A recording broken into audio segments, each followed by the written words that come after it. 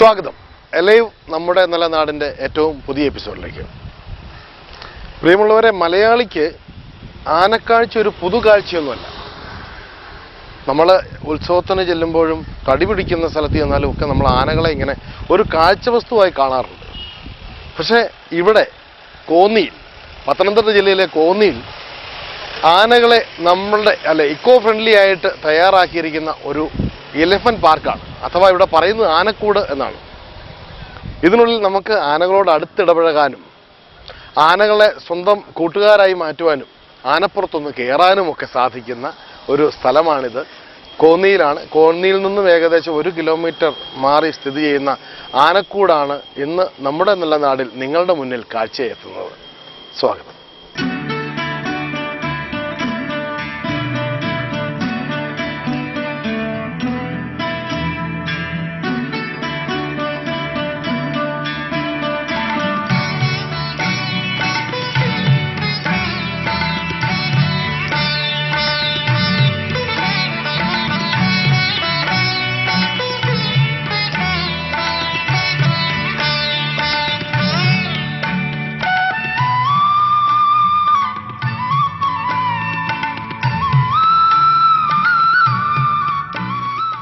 ഇവിടെ മറ്റൊരു കാഴ്ച കൂടി നിങ്ങൾക്ക് സമ്മാനമായി ലഭിക്കുന്നുണ്ട്. കാരണം നമ്മുടെ കേരളത്തിൽ ആദ്യത്തേതും ഇപ്പോൾ ഏക സ്ഥലം ഇതാണ്. കുട്ടവഞ്ചി സവാരി എന്ന് പറഞ്ഞൊരു സവാരിയും കേരള വനം വകുപ്പ് ഈ കോന്നി ഇക്കോ ടൂറിസത്തിൻ്റെ കീഴിൽപ്പെടുത്തി നമുക്കായി ഒരുക്കിയിട്ടുണ്ട്.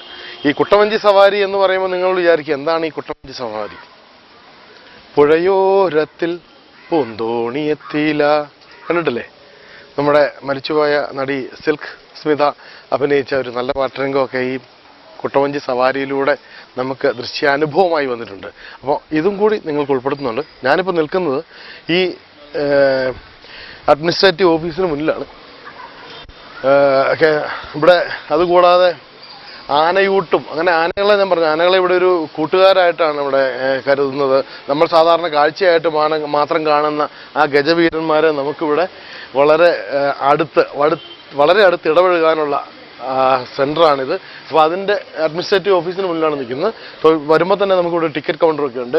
ഒരു ആൾക്ക് ഏകദേശം 15 രൂപയാണ് എൻട്രി പാസ്. ഇവിടെ വന്നു കയറുമ്പോൾ തന്നെ വനശ്രീ ഒരുക്കിയിരിക്കുന്ന വനവിഭവങ്ങൾ വിൽപ്പനയ്ക്ക് കാട്ടുതേൻ, കുടംപുളി, കുന്തിരിക്കം, ചന്ദനമുട്ടി ഇവയെല്ലാം വിൽക്കുന്നതിന് വേണ്ടിയിട്ട് വനം വകുപ്പ് തന്നെ ഒരുക്കിയിരിക്കുന്ന വനശ്രീ എന്ന് പറയുന്ന ഒരു ഷോറൂം ഇതിനകത്തുണ്ട്. എല്ലാം കാട്ടു വിഭവങ്ങളാണ്.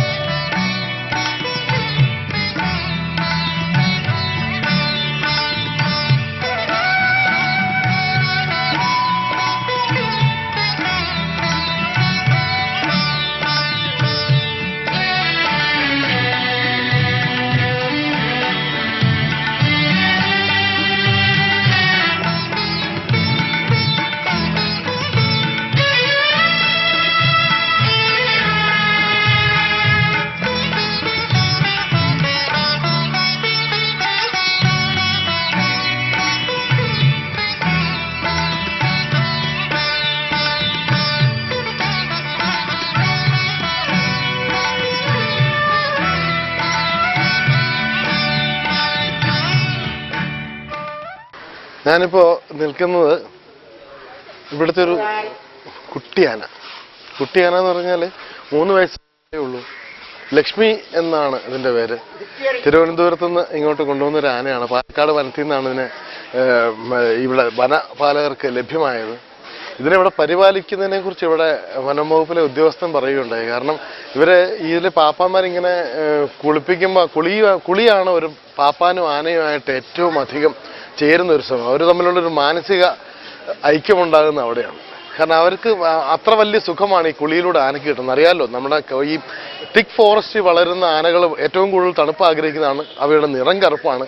അപ്പോൾ ചൂട് അവർക്ക് ഇപ്പോൾ തീരെ സഹിക്കാൻ പാടുള്ളതല്ല. അപ്പോൾ ഈ ഒരു നനയും കുളിയും അത് മാത്രമല്ല, ഇവിടെ പരിപാലിക്കപ്പെടുന്ന അത് എത്ര മനോഹരമായിട്ടാണ്. കാരണം ആ പാപ്പാൻ ഇവിടുന്ന് നേരത്തെ ജോലിയിലുണ്ടായിരുന്നതാണ്, ഇപ്പോൾ റിട്ടയർഡാണ്. അദ്ദേഹത്തെ ഇവിടെ വീണ്ടും വരുത്തിയിരിക്കുകയാണെങ്കിൽ ലക്ഷ്മി എന്ന ഈ സുന്ദരിക്കുട്ടിയെ, നല്ല ഭംഗിയുള്ള ആനക്കുട്ടിയെ പരിപാലിക്കാൻ വേണ്ടിയിട്ട് നല്ലപോലെ അവരുമായിട്ട് ചേർന്ന് നമ്മുടെ വീട്ടിലൊക്കെ കൊച്ചു കുട്ടികൾ കുടിക്കുമ്പം ചേർക്കുന്നതാണ്. കയ്യിലൊക്കെ ഒരു തൊട്ടും തലോടലും ഒക്കെ ആയിട്ട് ലക്ഷ്മി ഇങ്ങനെ അവരോട് ഇടപെടുന്നത്. അവരും അതുപോലെ തന്നെയാണ് ആനയോട്. ഇവരിൽ ആരെങ്കിലും ഒരാൾ ഇവിടുന്ന് മാറിയിട്ടുണ്ടെങ്കിൽ ഈ ആന അവിടെ നിന്ന് നിലവിളിക്കുമെന്നാണ് പറഞ്ഞത്.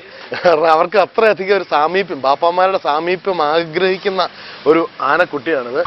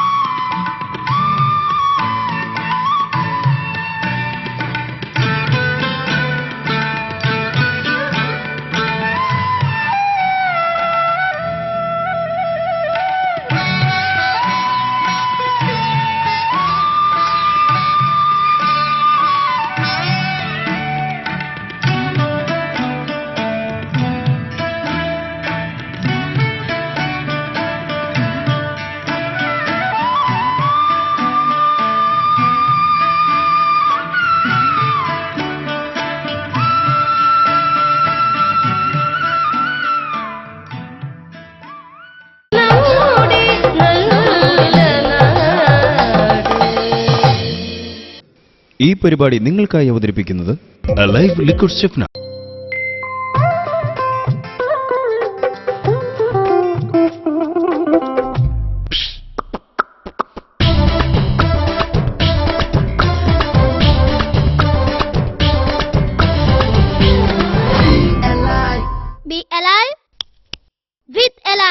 വർണ്ണവസ്ത്രങ്ങൾക്കും വെള്ളവസ്ത്രങ്ങൾക്കും ലോകത്തിലെ number 1 liquid സ്റ്റെഫ്നർ alive liquid സ്റ്റെഫ്നർ.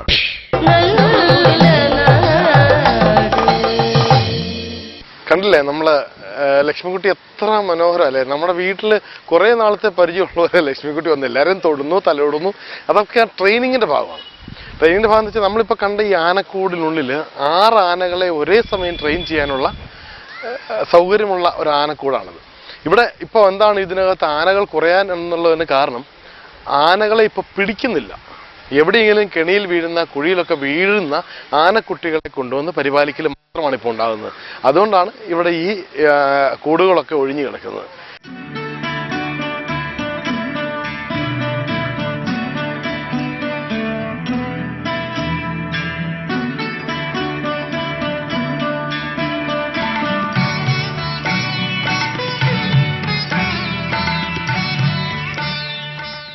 Ezhilam പാല പൂത്തു പൂമരങ്ങൾ കൂട പിടിച്ചു. കേട്ടിട്ടില്ലേ പാട്ടിലൊക്കെ വന്നിട്ടില്ല ഏഴിലംപാല? അങ്ങനെ ഏഴിലംപാലയുടെ ചൂട്ടിലാണ് നിൽക്കുന്നത്. പക്ഷെ ഈ ഏഴിലംപാലയുടെ നേരേ പുറകോട്ട് നോക്കി നമുക്ക് കാണാം ഇവിടെ ഇങ്ങനെ വലിയ കുറേ ആനകളെ വെച്ചിരിക്കുന്ന, വലിയ ആനകൾക്ക് സുഖമായിട്ട് മേയാവുന്ന തരത്തിലുള്ള ഷെൽട്ടറുകൾ ഒരുക്കിയിരിക്കുന്ന ഒരു ആനക്കൊട്ടിൽ കാണാം.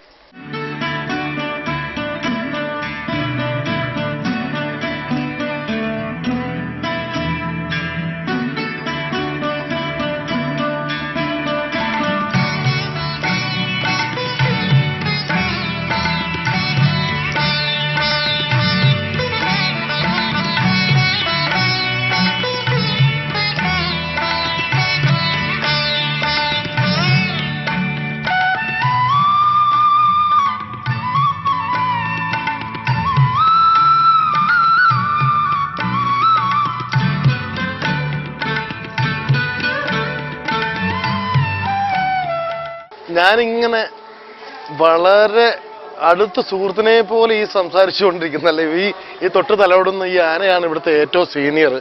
ഈ ആനയുടെ പേര് സോമൻ എന്നാണ്. സോമന് ആണ് ഇവിടുത്തെ ഏറ്റവും സീനിയർ. സോമന് ഇപ്പോഴും മതപ്പാടുകളൊക്കെ ഉണ്ടാകാറുണ്ടെന്നാണ് പറഞ്ഞത്. എന്നാൽ പോലും വളരെയധികം ഫ്രണ്ട്ലി ആയിട്ടാണ് ഈ ആനകൾ നമ്മളോട് പെരുമാറുന്നത്. നമുക്ക് അത്രയധികം അടുത്തിടപഴകാൻ സാധിക്കുന്ന ഒരു ആനക്കൂടാണിത്. പിന്നെ മറ്റൊരു വിവരം ഇവിടെ നിന്ന് ലഭ്യമായതെന്ന് വെച്ച് കഴിഞ്ഞാൽ 1810 ശരിക്കും പറഞ്ഞാൽ ആന പിടിച്ച് ഇവിടെ കൊണ്ടുവന്ന് ട്രെയിനിങ് കൊടുക്കുന്ന ആനക്കൂട് എന്നുള്ള സംവിധാനം ഉണ്ടായത്. അതായത് രാജാഭരണകാലത്ത്. രാജാഭരണത്തിന് ശേഷം 1977 ഇവിടുത്തെ ഈ ആന പിടുത്തം എന്ന് പറഞ്ഞ സംവിധാനം ഒഴിവായി. പക്ഷേ എവിടെയെങ്കിലും അപകടത്തിൽപ്പെടുന്ന കുഴിയിൽ വീഴുന്ന ആനകളെ കൊണ്ടുവന്ന് ഇവിടെ വന്ന് പരിപാലിച്ചു വരുന്നു. അപ്പോൾ പറഞ്ഞെന്തെന്ന് വെച്ചാൽ ഇവിടുത്തെ ഏറ്റവും വലിയ മുഖ്യനായ ആനയാണെങ്കിലും ഇയാളല്ല ഇവിടുത്തെ സീനിയർ. ഇതിനു മുമ്പ് ഒത്തിരി ആനകൾ ഇവിടെ വന്നു പോയിട്ടുണ്ട്. പക്ഷേ ബഹുമാനത്തോടു കൂടി ഇത്രയധികം നമുക്ക് നമ്മുടെ നാട്ടിൽ ഇങ്ങനെ പാപ്പാന്മാർ കൊണ്ടു നടക്കുന്ന ഒരു ആനയുടെ അടുത്ത് പോലും നമുക്ക് ഇങ്ങനെ അടുത്തിടപെടാനോ ഇതിനോട് ഇങ്ങനെ തൊട്ട് തലപെടാനോ സാധിക്കില്ല. അത്രയ്ക്ക് മനോഹരമായിട്ടാണ്.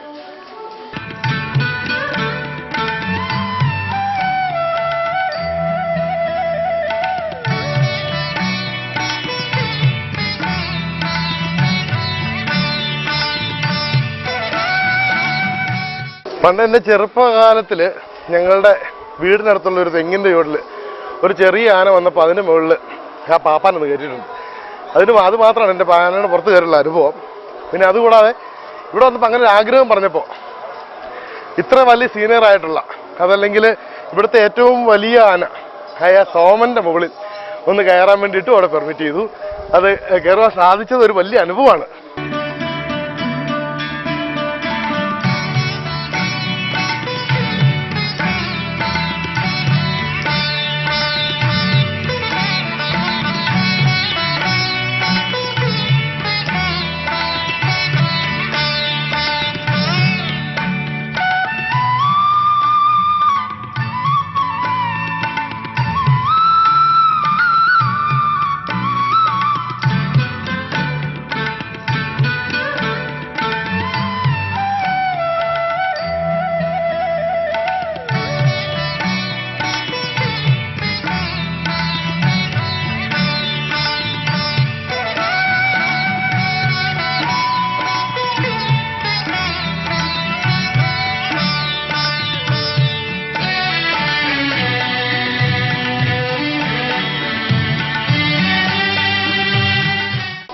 ഇവ എന്നും ഗംഗ എന്നും വിളിക്കുന്ന ഒരു പെണ്ണാനയാണിത്. 2012 ജനുവരിയിൽ ഇവിടെ കിട്ടിയ ഒരു ആനയാണിത്.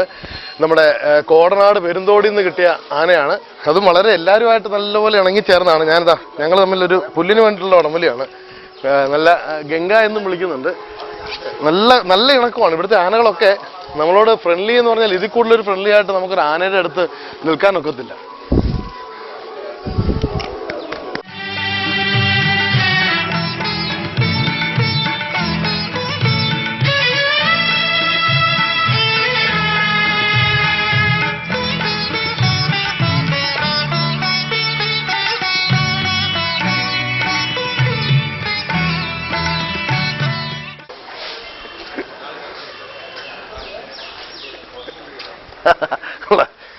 എത്ര ഇതണ്ട വീട്ടിൽ നമ്മുടെ പിള്ളേരൊക്കെ നമ്മുടെ അടുത്ത് വന്നിട്ട് ചെയ്യുന്നവരെ കണ്ട അല്ല.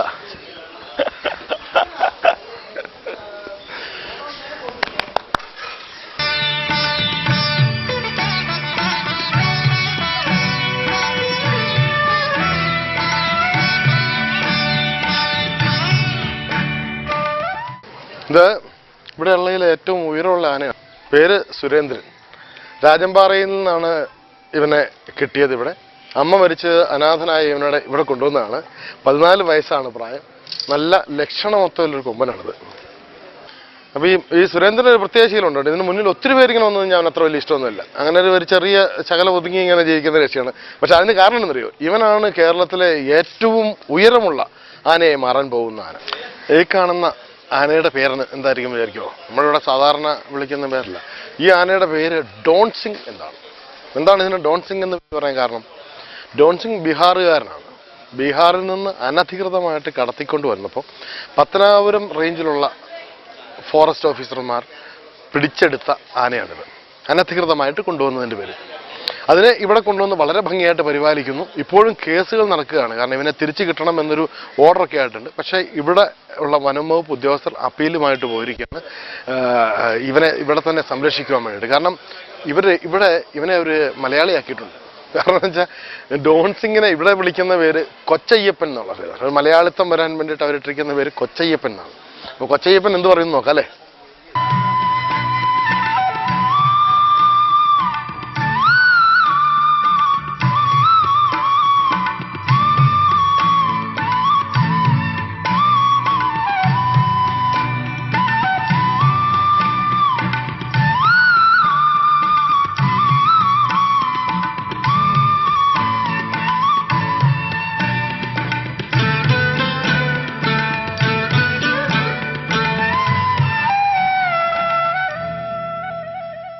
ഇത് മീന. വയസ്സെത്ര? 23 വയസ്സുള്ള സുന്ദരിക്കുട്ടിയായ മീന. വളരെ മണ്ണാർപ്പാറ അല്ലേ? മണ്ണാറപ്പാറയിൽ നിന്ന് 91 പിടിച്ച ആനയാണിത്. 6 മാസം പ്രായത്തിൽ ഇവിടെ വന്നതാണ്. അപ്പോൾ എത്ര വികൃതിയൊക്കെ ഇവർ കണ്ടാണെന്ന് വിചാരിക്കും. ഇങ്ങനെ തലയൊക്കെ ആട്ടി കണ്ടില്ലേ? ചെറിയ ആനകളെല്ലാം ഇങ്ങനെ തലയാട്ടി നിൽക്കും. അതിന് കാരണം അവർ ഈ പ്രായത്തിന്റെ ഇതുകൊണ്ട് മാത്രമല്ലേ? പ്രായമാകുന്നവരും ഉണ്ടോ? ഇതുണ്ടോ? അതാ വരുന്നുണ്ടോ? സ്നേഹിക്കാൻ വരുന്നുണ്ടോ? ഉണ്ടോ? അന്ന് എൻ്റെ മണമൊക്കെ പിടിച്ച് ഇങ്ങനെ മീന കണ്ട നമ്മളോട്. അതാണ് ഇവിടുത്തെ ആനകളിൽ ഇതുപോലെ നമുക്ക് ഇടപെടാൻ പറ്റുന്ന ഒരു സ്ഥലം. ആനകൾ എന്ന് പറഞ്ഞ ഭയപ്പാട് നമ്മുടെ മനസ്സിൽ നിന്ന് തന്നെ മാറുന്ന അത്രയ്ക്ക് നമ്മളോടൊക്കെ അത്ര സ്നേഹിച്ചാണ് പെരുമാറുന്നത്. വീട്ടിലെ ഒത്തിരി നാളായിട്ട് ഞങ്ങളും എന്തോ പരിചയമുള്ളവരെ കണ്ടില്ലേ, എന്താ വിശേഷം എന്നൊക്കെ ഇങ്ങനെ ചുണ്ടോട് ചോദിക്കുന്നുണ്ട്. കയ്യിൽ തുമ്പിക്കയൊക്കെ തന്നിട്ട് കൊമ്പയിലൊക്കെ പിടിച്ച് അങ്ങനെ മീനക്കുട്ടി ഇങ്ങനെ ഗംഭീരമായിട്ട് ഇങ്ങനെ ഇവിടെ വന്നൊന്ന് കാണണം കേട്ടോ ഇതൊക്കെ. കാരണം ആനയെ കാണുമ്പോഴേക്കും പേടിച്ചോടുന്ന നമ്മുടെ ആളുകൾക്ക് ആന എന്നല്ല ഒരു മൃഗവും നമ്മളെ ഉപദ്രവിക്കാനുള്ള. അവരെ ഇങ്ങനെ നമ്മളിങ്ങനെ സ്നേഹിച്ചാൽ അവരെല്ലാവരും സ്നേഹിക്കും. നമ്മൾ ആദ്യം തന്നെ കണ്ടു ആനകളിവിടെ വന്നപ്പോൾ കുളിപ്പിക്കുമ്പോൾ മുതലേ പാപ്പാന്മാരുണ്ടാകുന്ന അവരുടെ അടുപ്പം. ഇവിടെ നമ്മൾ ഈ കാണുന്ന പോലെ തടി പിടിപ്പിക്കലൊന്നുമല്ല. ഇവരുടെ ആകപ്പാടെ ഇവരെ കൊണ്ട് പറ്റുന്ന ഒരു സവാരിക്ക് വേണ്ടി അല്ലാതെ മറ്റ് പരിപാടി അല്ലേ, മറ്റ് വേറെ ഒന്നുമില്ല, ഒന്നുമില്ല. എക്സസൈസ്, സവാരി ഇതെല്ലാം ചെയ്യിക്കുന്നുണ്ട്. അങ്ങനെയാണ് ഇവർ നമ്മളുമായിട്ട് നല്ലപോലെ ഇണങ്ങുന്നത്. ഏതായാലും മീനക്കുട്ടിക്ക് ശേഷം തൊട്ട് അടുത്തായിട്ട് മറ്റ് 2 ആനയുണ്ട്, നമുക്ക് കാണാം കേട്ടോ.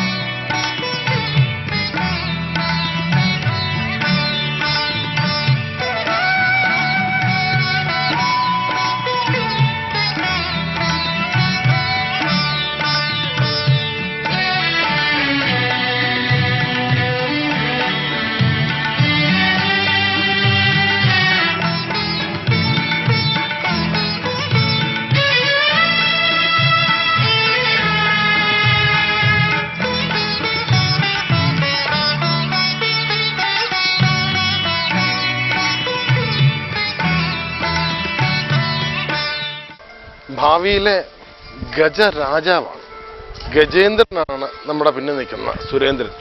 അപ്പോൾ അത് കണ്ടോളൂ. അവർ പറഞ്ഞത് മാത്രമല്ല, ലക്ഷണം എനിക്ക് എല്ലാ ആന ലക്ഷണങ്ങളും അറിയത്തില്ല, എന്നാലും തമ്മിൽ കൂട്ടിമുട്ടുന്ന ചെവി, വളഞ്ഞ് മുന്നിലേക്ക് നിൽക്കുന്ന കൊമ്പുകൾ, ഉയർന്ന മുതുക്, ഉയർന്ന മസ്തകം, ഇങ്ങനെ തുടങ്ങുന്ന എല്ലാം കൊണ്ടും ലക്ഷണമൊത്ത ആനയായി മാറും എന്നാണ് ഇവിടെയുള്ള പാപ്പന്മാർ അങ്ങനെ വിശ്വസിക്കുന്നു. അങ്ങനെ ആയി തീർട്ടെ. അപ്പോൾ നമുക്ക് ഒരു പ്രാവശ്യം കൂടെ വന്ന് സുരേന്ദ്രനെ നമുക്ക് പ്രകീർത്തിക്കാം അല്ലേ?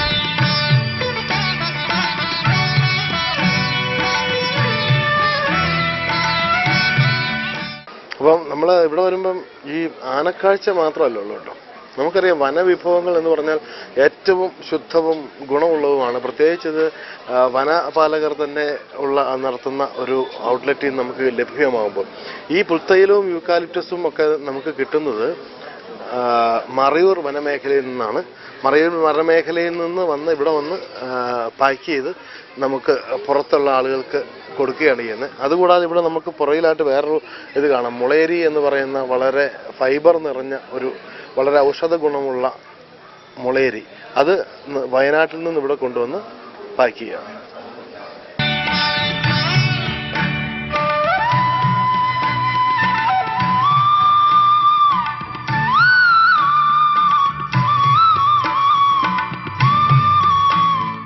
ഇപ്പം നമ്മൾ പറഞ്ഞ ഇതല്ലേ മുളയരി, യൂക്കാലിപ്റ്റസ്, പുൽത്തൈലം എന്നൊക്കെ പറഞ്ഞില്ലേ, അതിനേക്കാളൊക്കെ നമ്മൾ ഏറ്റവും കൂടുതൽ എല്ലാ മനുഷ്യർക്കും ഇഷ്ടമുള്ളതും വളരെയേറെ ഔഷധ ഗുണമുള്ള ഒരു കാര്യമാണ് തേൻ, അല്ലേ? ഈ തേൻ നമ്മൾ പലപ്പോഴും നാട്ടിൽ അവിടുന്ന് ഇവിടുന്നൊക്കെ ആളുകൾ കൊണ്ടുതരും. പലതരം പൂക്കളിൽ നിന്നെടുക്കുന്ന തേനിനാണ് ഏറ്റവും കൂടുതൽ ഔഷധ ഗുണമുള്ളത്. നമ്മുടെ നാട്ടിലൊക്കെ കിട്ടുന്ന കൂടുതലും റബ്ബറിൻ്റെ പൂക്കളിൽ നിന്ന്, റബ്ബർ തോട്ടത്തിൽ വെക്കുന്ന ആ പെട്ടിയിൽ നിന്ന് കിട്ടുന്ന തേനാണ്. അപ്പോൾ അത് റബ്ബറിൻ്റെ പൂ മാത്രമാണുള്ളൂ. ഇത് പലതരം പൂക്കളിൽ നിന്ന് ശേഖരിക്കപ്പെടുന്ന തേനാണ് ഇവിടെ കൊണ്ടുവന്ന് ട്രൈബൽ വിഭാഗക്കാർ കൊണ്ട് കൊടുക്കുന്നത്. മാത്രമല്ല ഈ തേൻ എപ്പോഴും നമ്മൾ കൊണ്ടുവരുമ്പോൾ ഇതിനകത്ത് ഏകദേശം 40% ജലാംശം ഉണ്ടാവും. അപ്പോൾ ആ ജലാംശം നഷ്ടപ്പെട്ടാലേ തേൻ കേടുകൂടാതിരിക്കുകയുള്ളൂ. അതിനുവേണ്ടി എന്താ ചെയ്യുന്നത് വെച്ച് കഴിഞ്ഞാൽ 40 ഡിഗ്രി സെൻറ്റിഗ്രേഡിൽ ഈ തേൻ ചൂടാക്കുമ്പോൾ ചെറുതായിട്ട് ജലാംശം പതഞ്ഞു വരും. ആ പത വെട്ടിക്കളയും. അത് കഴിഞ്ഞ് വീണ്ടും പ്രോസസ് ചെയ്യും. അങ്ങനെ വല്ലപ്പോഴും ഏറി വന്നു കഴിഞ്ഞാൽ ഒരു ശതമാനമോ മറ്റോ ജലാംശം കാണും. എന്നാൽ അതുകൊണ്ടൊന്നും തേൻ പുളിക്കത്തില്ല. അങ്ങനെ വളരെ ശാസ്ത്രീയമായി മാത്രമല്ല ഒരു കലർപ്പുമില്ലാതെ ഉണ്ടാക്കുന്ന തേൻ ഇവിടെ നിന്ന് ലഭ്യമാകുന്നു എന്നുള്ളത് വലിയൊരു അറിവാണ്. കാരണം നമ്മൾ തേൻ വാങ്ങിക്കാൻ കോന്നി വരെ നമുക്കൊരു നഷ്ടം ഉണ്ടാവില്ല. കാരണം ഒറിജിനലിന് വേണ്ടി ആരും എത്ര പൈസ മുടക്കിയാലും നഷ്ടം ഉണ്ടാവില്ല, അല്ലേ? ഇവിടെ ഞാനിങ്ങനെ ഇത്ര കാര്യങ്ങളുണ്ട് ചെയ്യുന്നുണ്ടെന്ന് പറഞ്ഞു. അപ്പോൾ തേനെ കുറിച്ച് പറഞ്ഞു, യൂക്കാലിപ്റ്റസിനെ കുറിച്ച് എല്ലാവർക്കും അറിയാം, പുൽത്തൈലത്തിൻ്റെ ഗുണങ്ങൾ എല്ലാവർക്കും തിരിച്ചറിയാം, മുളയരിയുടെ ഗുണങ്ങളും എല്ലാവർക്കും അറിയാം. പക്ഷെ തേനിൽ നിന്ന് ബൈ പ്രോഡക്ട്സ് കുറേ എണ്ണം ഉണ്ടാകുന്നുണ്ട്. തേനിൽ നിന്ന് ബൈ പ്രോഡക്ട്സ് എന്ന് പറഞ്ഞാൽ എന്തൊക്കെ ബൈ പ്രോഡക്ട്സാണ് ഉള്ളത്? വേദന സംഹാരി ലേപനമുണ്ട്, കാല് വരണ്ട് കയറും, നമ്മൾ ഈ കണ്ടില്ലേ സ്ക്രാച്ച് ക്രീം എന്ന് പറയുന്നത്, ഓക്കെ.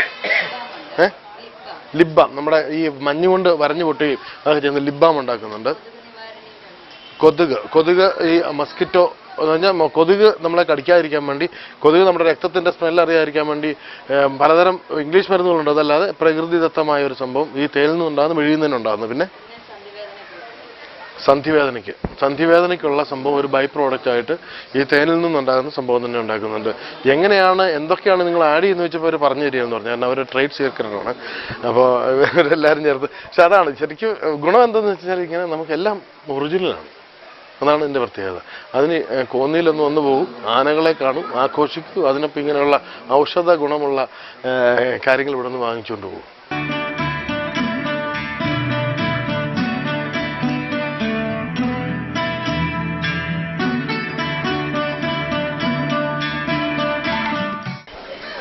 അപ്പോൾ നമ്മൾ എത്രയും കണ്ടു. ഇവിടെ വന്നു കഴിഞ്ഞാൽ ഈ കാഴ്ചയല്ലാതെ മറ്റൊരു കാര്യമുണ്ട്. ഇവിടെ ഒരു എലിഫന്റ് മ്യൂസിയം ഉണ്ട്. അവിടെ ആനകളെ കുറിച്ചുള്ള വിവരങ്ങളൊക്കെ നിങ്ങൾക്ക് അറിയാൻ സാധിക്കും. അതിനോടടുത്ത് തന്നെ ഒരു ഓഡിയോ വിഷ്വൽ സ്റ്റുഡിയോ ഉണ്ട്. ഇതിനുള്ളിൽ നിങ്ങൾക്ക് പ്രൊജക്ടറിലൂടെ വനപാലകർ കാണിച്ചു തരുന്ന കുറേ കാഴ്ചകളുണ്ട്. അതായത് ആനയെ എങ്ങനെയാണ് പണ്ട് കെണിയിൽപ്പെടുത്തിയിരുന്നത്, എങ്ങനെയാണ് നമ്മുടെ നാട്ടിലേക്ക് ആനകളെ കൊണ്ടുവന്നിരുന്നത് എന്നൊക്കെയുള്ള വാരിക്കുഴിയും അങ്ങനെയുള്ള കാര്യങ്ങളൊക്കെ നമുക്ക് അതിൽ നിന്ന് ഒരു ഭാഗം നമുക്കൊന്ന് കാണാം.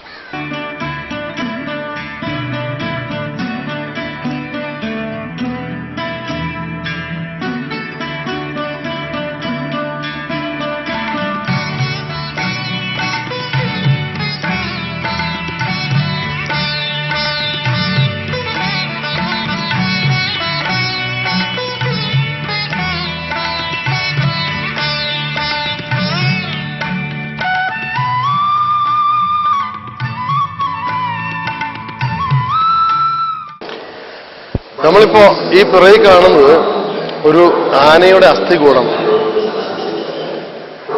ഈ ആനയുടെ അസ്ഥികൂടം ഇവിടെ ലഭ്യമായത് 1.5 വർഷം മുമ്പാണ്. വനത്തിൽ നിന്ന് ലഭ്യമായതാണ്. അതിന് സപ്പോർട്ടുകളൊക്കെ കൊടുത്ത് സ്റ്റീൽ ഫ്രെയിംസ് ഒക്കെ ഉണ്ടാക്കി ആനയുടെ അസ്ഥികൂടത്തിനെ ആനയുടെ അതേ പൊസിഷനിൽ അതേ അനാട്ടമിയിൽ നിലനിർത്തിയിരിക്കുകയാണ്. ഇപ്പൊ നമുക്ക് ഇത് ആനയുടെ അസ്ഥികൂടമാണോ എന്ന് സംശയം വരുന്ന ഒരു കാര്യം ഉണ്ടാവില്ലേ? ആനയുടെ അസ്ഥികൂടമല്ല എന്ന് തോന്നാനുള്ള കാരണം ആനയുടെ തുമ്പിക്കയില്ല. കാരണം തുമ്പിക്കൈക്കുള്ളിൽ എല്ലുകളൊന്നുമില്ല. 40,000-ലധികം മസിലുകളാണ് ആനയുടെ തുമ്പിക്കയിൽ മാത്രമുള്ളത്. ഈ മസിലുകൾ ഉള്ളതുകൊണ്ടാണ് അത്രയധികം ഫ്ലെക്സിബിൾ ആയിട്ട് ആനയുടെ തുമ്പിക്കൈ വഴങ്ങുന്നതിന് കാരണം. അപ്പൊ അതിവിടെ ഇല്ലാത്തതുകൊണ്ടാണ് ഇത് ആനയുടെ ആണോ എന്ന് നമുക്കൊരു സംശയം തോന്നുന്നത്. ഇത് അസ്ഥികൂടം മാത്രമാണ്. ഇതും വനത്തിൽ നിന്ന് ലഭ്യമായ ആനയുടെ അസ്ഥികളിൽ ചിലതാണ്. ഇത് ആനയുടെ അണപ്പല്ലും താടിയല്ലും ഒക്കെയാണ് നമ്മൾ കാണുന്നത്.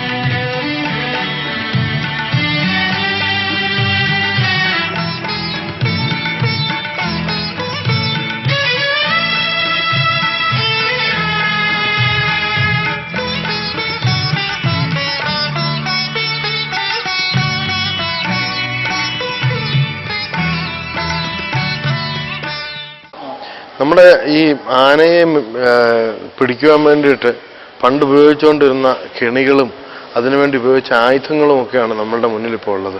അതിൽ ഏറ്റവും ക്രൂരമായിട്ടായിരുന്നു ആനയെ പിടിച്ചിരുന്നത്. കാരണം കണ്ടില്ലേ, ഇതിൻ്റെ ഈ മുള്ള് ഇത് വന്നിട്ട് കെണിയായിട്ട് വന്ന് ആനയുടെ കാലിലേക്ക് വന്ന് പിടിക്കുകയാണ്. ഇപ്പോൾ വേദന കൊണ്ട് പൊളയുന്ന ആന പിന്നെ ഒരടി പോലും ബാലൻസോടുകൂടി സ്റ്റെപ്പ് വെക്കാൻ പറ്റില്ല. അതോടുകൂടി ആനയെ പിടിക്കാൻ വേണ്ടിയിട്ട് പിടുത്തക്കാർക്ക് സാധ്യമാകുന്നു. അതുപോലെ തന്നെ തൊട്ടടുത്ത് കാണുന്ന മുള്ളട എന്ന് പറയുന്ന സംഭവം, മുള്ളട ഇതുപോലെ തന്നെയാണ്. ഇതിന് കണ്ടില്ലേ, ഷാർപ്പായിട്ടുള്ള എൻഡാണ്. അതിങ്ങനെ വന്ന് ആനയുടെ കാലിലേക്ക് പിടിച്ചു കഴിഞ്ഞാൽ പിന്നെ ആനയ്ക്ക് അങ്ങോട്ടും ഇങ്ങോട്ടും മാറത്തില്ല. ഇത് തുളഞ്ഞു കയറിയിട്ടാണ് ആന ഇതാകുന്നത്. അതിനോടൊപ്പം തന്നെ മറ്റൊരു സംഭവമാണ് വളഞ്ഞ കത്തി. ഇതിനേക്കാളൊക്കെ ഏറ്റവും ക്രൂരമായിട്ട് നമുക്ക് ഫീൽ ചെയ്യുന്നൊരു സംഭവമാണ് തൊട്ടടുത്ത് കാണുന്ന മത്ത് എന്ന് പറയുന്ന ഇത് കണ്ടില്ലേ, ഈ ആണിക്കൂട്ടം.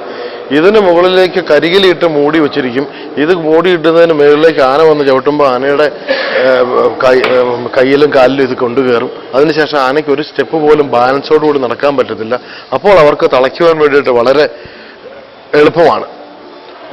പക്ഷെ ഈ അങ്കുശം ഇങ്ങനെയൊക്കെ പറഞ്ഞാണ്, അങ്കുശം എന്ന് പറഞ്ഞാൽ മറ്റൊരു സംഭവമുണ്ട്, തോട്ടി പോലെ വളഞ്ഞിരിക്കുന്നത്. ഇതൊക്കെ ഉണ്ടായിരുന്നു പണ്ട്. പക്ഷെ ഇപ്പോൾ എല്ലാം സർക്കാർ നിരോധിച്ചിരിക്കുകയാണ്. ആനപിടുത്തം തന്നെ നിരോധിച്ചിരിക്കാൻ ഇത്ര ആയുധങ്ങൾ നിരോധിക്കുമല്ലോ. കൂടാതെ ഇപ്പോൾ ആന പാപ്പാന്മാർക്ക് ഉപയോഗിക്കുന്ന ചെറിയ വളഞ്ഞ തോട്ടി എന്ന് പറയുന്ന അതല്ലാതെ മറ്റൊരു ആയുധവും ഇപ്പോൾ ആനയെ മെരുക്കുവാൻ വേണ്ടിയിട്ട് ഉപയോഗിക്കാൻ പാടുള്ളതല്ല.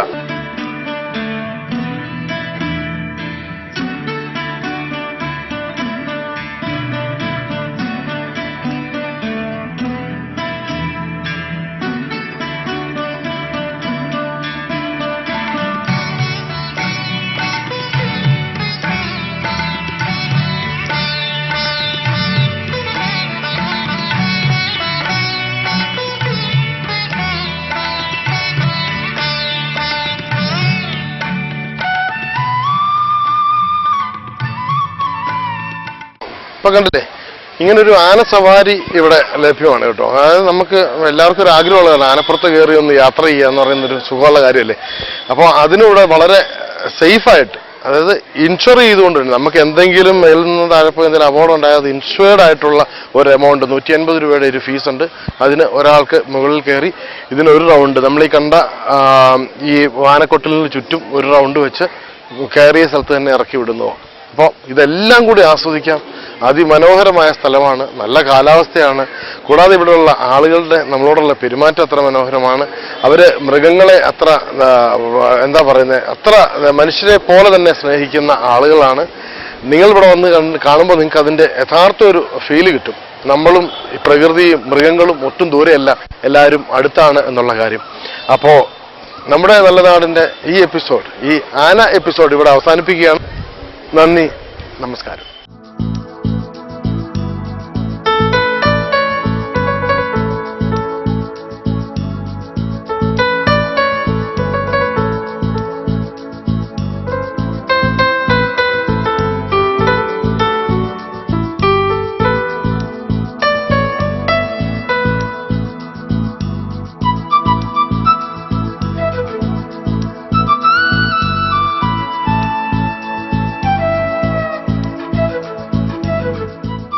ഇവരോടൊപ്പം നമുക്ക് ചേരാം കൊട്ടവഞ്ചി സവാരിയിലേക്ക്.